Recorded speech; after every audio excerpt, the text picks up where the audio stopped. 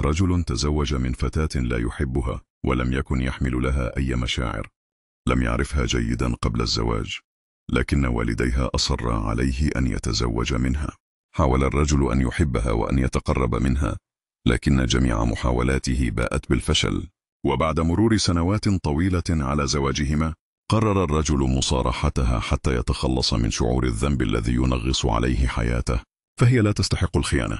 في اليوم الموعود عاد الزوج من عمله فوجدها قد جهزت له طعام الغداء، لكنه تجاهل ذلك وقال لها بجدية: أريد أن أتحدث معك في أمر مهم. أصابها القلق والتردد، لكنه تابع حديثه قائلا: أنا لا أحبك وأنت تعلمين ذلك.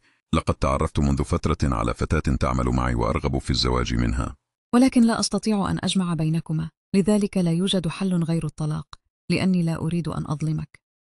كانت الصدمة كبيرة، ولكن رد فعلها كان مفاجئا له. لم تغضب، لم تثر، ولم تتهمه بالخيانة أو الظلم، بل اكتفت بابتسامة هادئة وقالت: أنا موافقة على الطلاق، ولكن لدي شرطان فقط.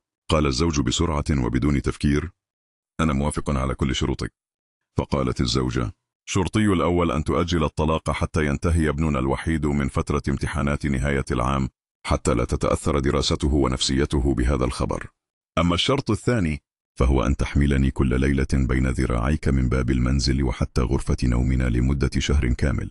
تعجب الزوج كثيرا من شروط زوجته، لكنه وافق على أي حال، فقد كان مستعدا لفعل أي شيء حتى يتخلص من هذه القيود ويتزوج من حبيبته. ولكن لماذا طلبت الزوجة هذه الشروط؟ بدأ الزوج في تنفيذ شروط زوجته يوميا لمدة شهر كامل. فور عودته من العمل كان يحمل زوجته من باب المنزل وحتى غرفة نومهما، وهي تطوق عنقه بذراعيها وتطبع على خده قبلة هادئة مع ابتسامة رقيقة. وعندما يراهما ابنهما كان يقفز نحوهما بفرح، ويبدأ باللعب معهما بسعادة، فيقضون معا أجمل الأوقات.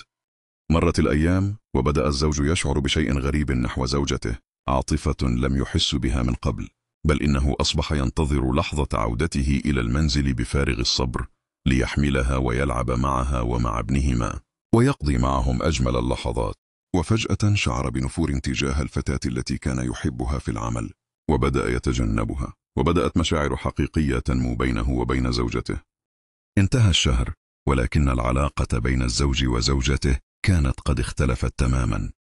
تقرب الرجل من زوجته أكثر، واكتشف حقيقة شخصيتها وطباعها الهادئة الجميلة، وأخذ يفكر في نفسه: كم هي إنسانة رائعة ولطيفة.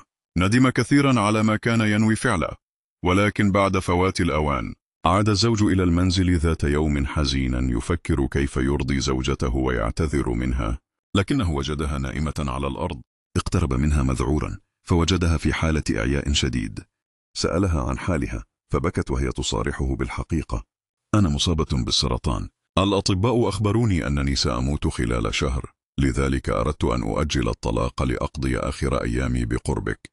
كان هدفي أن أجعلك تقترب من ابننا وتحبه. فارقت الزوجة الحياة بين يديه وتركته يتألم وحده وجعا وندما. كتب الزوج آخر سطور قصته قائلا: فقدت جوهرتي الثمينة، خسرت كل شيء. هذا هو آدم، لا يشعر بقيمة حواء إلا حين يخسرها.